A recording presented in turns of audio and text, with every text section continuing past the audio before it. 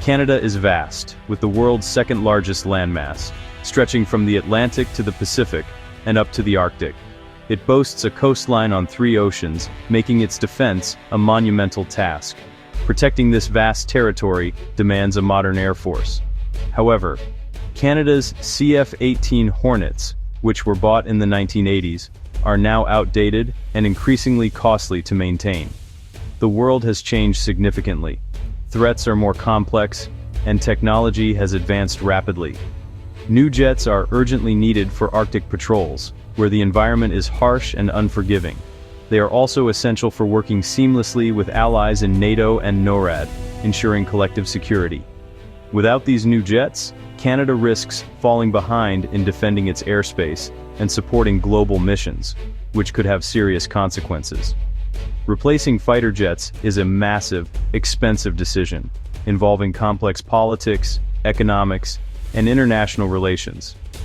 The government must carefully weigh costs, job creation, and its crucial relationship with the US, which plays a significant role in defense partnerships. After years of intense debate, Prime Minister Mark Carney's government is reviewing a deal to buy the American F-35, but concerns over cost and US dependence persist. The Swedish Saab Gripen, promising lower costs and more Canadian industry benefits, is also under serious consideration. Canada stands at a critical crossroads, facing a choice that will shape its air defense capabilities and global role for decades to come. Canada's search for a new fighter jet has been a saga of shifting politics, evolving priorities, and intense public debate. For decades, the question of which aircraft should defend Canadian skies has sparked controversy and divided opinion among politicians, military leaders, and citizens alike. In 2010, the Harper government announced plans to buy 65 F-35s without holding an open competition, arguing it was the best choice for Canada's defense needs. But the move quickly became a lightning rod for criticism, with many raising concerns about the soaring costs, lack of transparency, and the absence of a fair bidding process. The Liberals, led by Justin Trudeau, swept to power in 2015 on a promise to cancel the F-35 deal. Trudeau's government launched an open competition, vowing to restore trust in military procurement and ensure the best value for taxpayers. Yet by 2022, after years of study and debate, the F-35 was back on top. The government signed a deal for 88 jets, at a much higher price than originally planned, citing advanced capabilities and long-term benefits for Canada's Air Force. But political winds shifted again in 2025, as Prime Minister Carney ordered a sweeping review of the program. Mounting costs, shifting defense priorities, and increasingly tense relations with the United States all played a role in reopening the debate. The review has reignited old arguments and brought new options to the table, with the Swedish Saab Gripen once again being seriously considered as a potential alternative to the F-35. Some experts and officials are even floating the idea of a mixed fleet, combining different aircraft to balance cost, capability, and flexibility for Canada's unique defense needs. This long, winding process highlights just how complex and deeply political Canada's fighter jet decision has become, with every step scrutinized and debated. The stakes are incredibly high, with billions of dollars in national security on the line. The outcome remains uncertain, and the pressure is mounting for a final decision. Whatever Canada decides, its next move will shape the Air Force and the country's defense posture for an entire generation to come. The F-35 Lightning II is a cutting-edge, stealthy fighter jet, designed for seamless integration with US and NATO allies. Its advanced sensors and communications promise military dominance, but at a steep price. The initial $19 billion purchase is just the start. Total costs over 30 years have ballooned to nearly $28 billion. Delays and overruns plague the F-35 program, with critical upgrades years behind schedule and billions over budget. Canada risks receiving jets without promised capabilities as production lags and costs soar. The government faces a dilemma. The F-35 offers unmatched power and alliance integration, but its unpredictable costs threaten responsible spending. Is the F-35's promise worth the financial burden? For Canada, the answer is far from clear. The decision will shape both military strength and fiscal health for decades. Canada's defense partnership with the US is central to its security, especially through NORAD. The US insists on interoperability, flying the same jets, like the F-35, to ensure seamless defense. American officials have warned that backing out of the F-35 could jeopardize NORAD and strain the alliance. The return of Donald Trump to the White House has made US-Canada relations more unpredictable, heightening the stakes. Defying Washington could risk trade retaliation and diplomatic fallout. For Canada, the fighter jet choice is about more than hardware. It's a test of its most important alliance. Sticking with the F-35 would reaffirm the US partnership and avoid friction. But it also means deeper dependence on American technology and goodwill.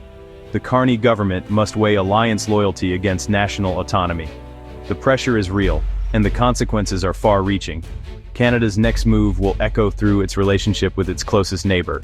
Buying the American F-35 raises tough questions about Canadian sovereignty. For decades, Canada has balanced its defense needs with a desire to remain independent in its military decisions. Now, the choice of a US-made fighter jet brings that balance into sharp focus. The F-35 is more than just a fighter. It's a flying computer, packed with advanced software and data systems that are managed and controlled by the United States. This means that much of the jet's critical technology is not fully in Canadian hands. Critics worry about a so-called kill switch, the possibility that, in a diplomatic dispute, the US could limit or even disable Canada's jets remotely, leaving the country exposed at a crucial moment. The real issue is control. The F-35's data and software updates flow through US networks, giving Washington not only deep insight into Canadian operations, but also significant leverage over how and when the jets can be used. In theory, the US could withhold updates or restrict access to key systems, leaving Canada's fleet less capable or even grounded during a crisis. This dependency is a major concern for military planners. Political tensions have amplified these fears, with even former RCAF leaders and defense experts urging caution and calling for greater transparency in the procurement process. Relying on a single foreign supplier makes Canada vulnerable, especially when that supplier is a powerful ally with its own strategic interests and priorities, which may not always align with Canada's. The debate over technological sovereignty is now central to the F-35 review, with lawmakers and citizens alike questioning how much control Canada is willing to give up for advanced capability. For many Canadians, true independence means controlling their own defense assets and making decisions free from outside influence or pressure. The fighter jet decision is about more than planes. It's about who holds the keys to Canada's security and whether those keys can ever be taken away. The stakes for national autonomy have never been higher, as Canada faces a future where technology and sovereignty are more closely linked than ever before. The Swedish Saab Gripen E has emerged as a strong alternative to the F-35. The Gripen is rugged, cost-effective, and designed for operations in remote areas, ideal for Canada's Arctic.